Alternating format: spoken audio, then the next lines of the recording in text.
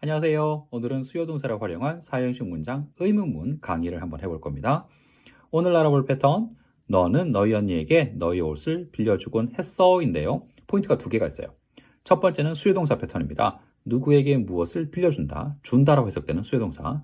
두 번째는 하곤 했다라는 표현이 있습니다. 그래서 두 번째 포인트가 있어요. 자, 첫 번째 티칭 포인트 수요동사부터 빨리 가볼게요.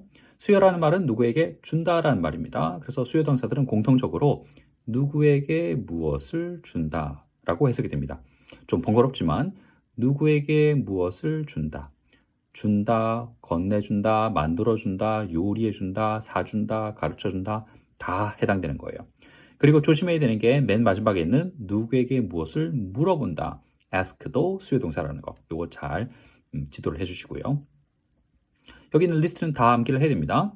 티칭 포인트 두 번째, 하곤 했다라는 거예요. 그리고 지금은 아니다 또는 안 한다라는 뉘앙스가 있습니다. 자, 학교 문법. 학교에서는 어떻게 지도하는지 제가 먼저 알려드릴게요.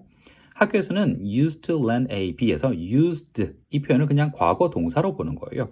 그래서 부정문은 didn't use to lend A, B가 되겠죠. used to lend A, B가 lend A, B가 didn't use to lend A, B가 되는 겁니다. 왜냐하면 used라는 동사를 그냥 과거형으로 보는 거예요. 그러니까 부정문 이렇게 만들어지는 거겠죠. 그리고 의문문은 did를 그냥 쓰면 되겠죠. 얘가 과거 동사니까 의문문 했니, 빌려주곤 했니니까 did를 써서 did used to lend A, B 이렇게 쓰는 겁니다.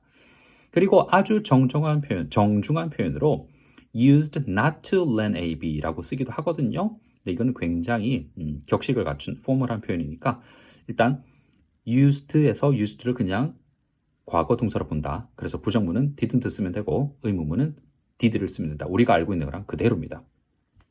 자, 그런데 실생활에서는 used to 이 전체를 묶어서 그냥 조동사로 보는 거예요. 얘를 과거 동사로 보는 게 아니라 그냥 조동사로 봅니다. 그러니까 조동사니까 건드리지 않는다는 거예요. 그래서 부정문은 didn't used to가 되고요. 의문문도 did를 쓰긴 하지만 used 요게 그대로 남아있는 겁니다. 그런데 시험에서는 이렇게 하지 마세요. 선생님들이 그냥 쫙쫙 꺼버릴 거니까 이렇게 하지 마세요. 그런데 그러면 굳이 시험에 틀렸다고 표시하는 건데 굳이 왜 이런 걸 알려줘서 복잡하게 만드느냐? 자, 이게 Ngram Viewer라는 이제 구글에서 제공하는 기능인데 어떤 표현이 시대가 흐르면서 얼마나 많이 쓰는지 사용 빈도에 대한 걸 그래프로 보여줘요. 보시면 빨간색으로 된 게 우리가 실생활에 쓰는 거고 파란색으로 된 게 학교에서 가르치는 겁니다. 1970년대 이후부터는 어떻게 되나요? 실생활에 쓰는 거 used to를 전체를 그냥 조동사로 보는 패턴을 사람들이 더 많이 쓰기 시작하죠. 네. 학교 문법은 바뀌지 않았지만 사람들은 이렇게 쓰고 있다는 겁니다. 그래서 원어민들이 양쪽을 이렇게 저렇게 다 쓰더라도 무조건 하나가 틀렸다고 생각하기보다는 양쪽을 다 쓰는구나. 그리고 실제로 used 조동사로 쓰는 경우가 사람들이 더 많이 이런 표현을 쓰는구나 라고 알아두시기 바랍니다. 학교 문법이라는 건 그냥 학교에서만 맞다고 하는 거예요. 네. 몇 개 있습니다. 이런 것들이. 자, 단어 정리 들어가 볼게요. 다음 시간에 핑퐁할 때 써야 되니까. clothes는 천이고 천조각을 얘기합니다. clothes는 옷인데요. 잘 생각해 보면 옷이라는 건 천조각을 이렇게 막 기워서 만든 거잖아요. 천조각 여러 개를 붙여서 만든 게 옷이니까 clothes에서 clothes가 되는 거 맞겠죠? 논리적으로. 그래서 clothes는 생길 때부터가 es 붙은 거예요. 한 벌이든 여러 벌이든 무조건 그냥 es를 붙인 겁니다. 그러다 보니까 한 벌, 여러 벌 표현하는 표현이 또 따로 생기는 거고요.